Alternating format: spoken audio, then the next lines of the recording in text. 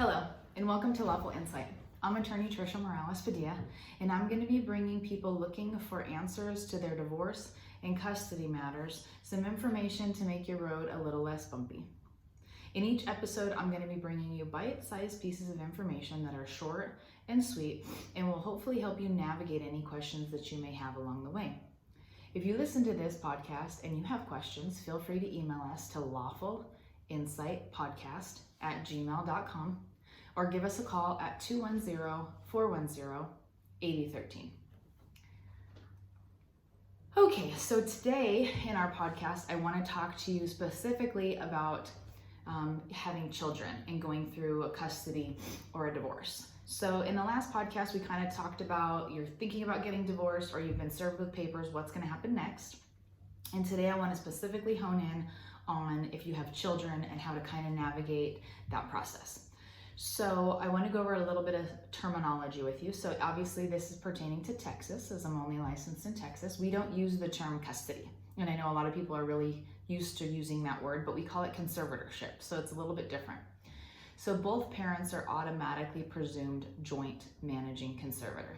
Now, when I say joint, it doesn't mean that you have a 50-50 custody or a 50-50 visitation is what people normally think.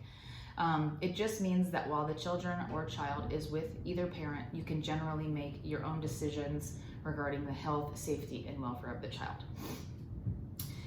Now, from there, we have what's called possession and access. Again, we don't really use the term visitation. It's kind of an informal word, but specifically the term that we use is possession and access. And that means when can you have access of the children, either phone, electronically, or through your visitation, as you would call it.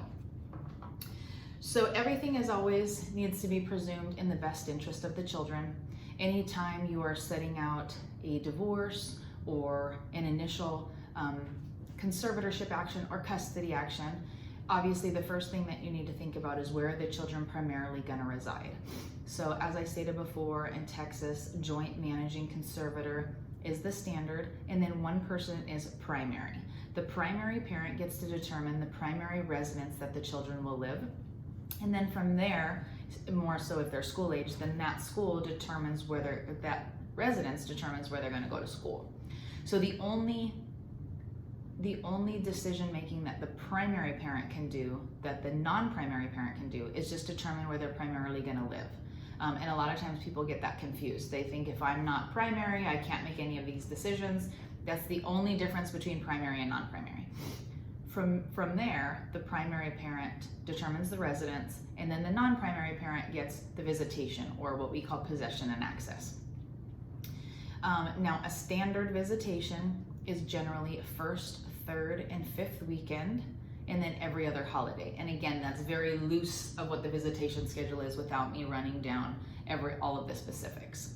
And if you have any questions about the specifics of it, we could talk about that. There is also an option for an extended standard visitation, which is from Thursday after school to return to school Monday.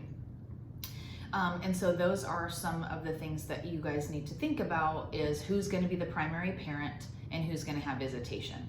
Now, a lot of times the primary parent is requested to have a geographic restriction. Since they can determine the primary residence, the question is, where can they be restricted to? Generally, the informal standard is Bexar County or whatever county you're residing in contiguous counties. So any counties that touch that county. And then if they need to move further away, because obviously the courts always feel that it's the best interest of the children to keep the parents close to each other, so that way the kids can go back and forth between the two, then you would have to petition the court to leave that county. Depending, again, all of this is depending on how you have your specific order or decree set up. If you are tuning into these podcasts and you already have a decree or an order, you obviously are going to have to follow that, and you may have agreed to some non-standard terms, which is completely fine. You can do that. As long as you agree, you can pretty much do anything you want. It's just kind of boils down to, if you don't agree, then the judge is going to have to set out, this is what the judge is going to decide, and then they'll generally follow what's called the Texas Family Code to determine all of the specifics. Okay, so you have your primary parent, then you have your non-primary parent. They're the one who gets the visitation or possession and access, as we call it. The non-primary parent generally is the one who is going to cover the health insurance for the children unless they don't have it available. and then they're going to be the one who's going to lay out child support. Child support, we go by percentages, again, depending on if they have other children that they need to support, and how many kids they may still have in the home.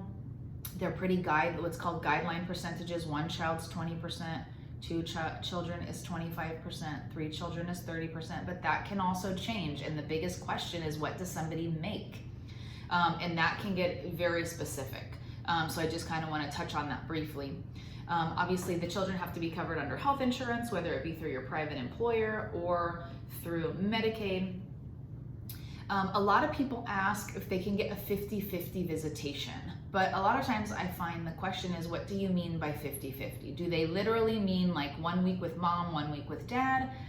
A lot of times, as long as you guys agree to that, you can do that. But if you don't agree to that, a judge probably isn't going to order it. And I'm saying probably because in Bexar County, we have 14 different civil judges, so it just depends, unless that's the status quo, meaning that's what you've already been doing.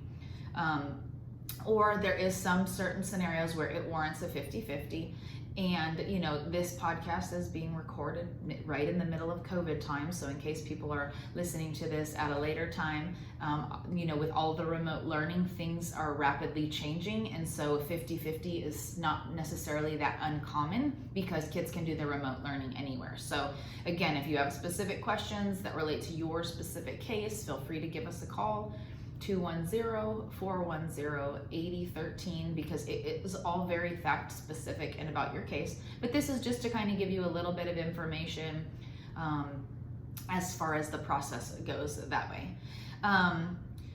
So some other things that people generally ask are, you know, can we lay out specific time where they have to do homework with the other parent, or can we lay out that they have to go to extracurricular activities? Generally, you cannot.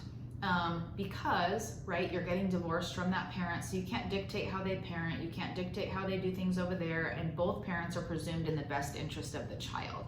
So you kind of just have to leave it at that.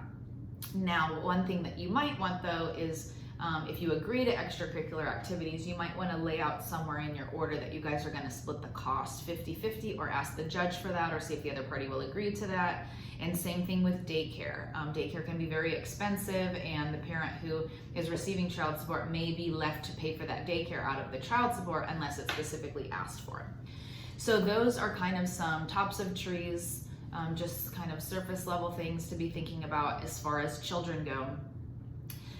Again, if you have any questions, you can give us a call, or you can email us to lawful, LAWFUL, insight, INSIGHT, podcast@gmail.com to ask for specifics. I know I kind of touched over that really briefly, but I don't want to kind of bog you guys down in a lot of the details when I know a lot of you are just really listening just to get some real quick, short information, and that's kind of what I'm here to try to do.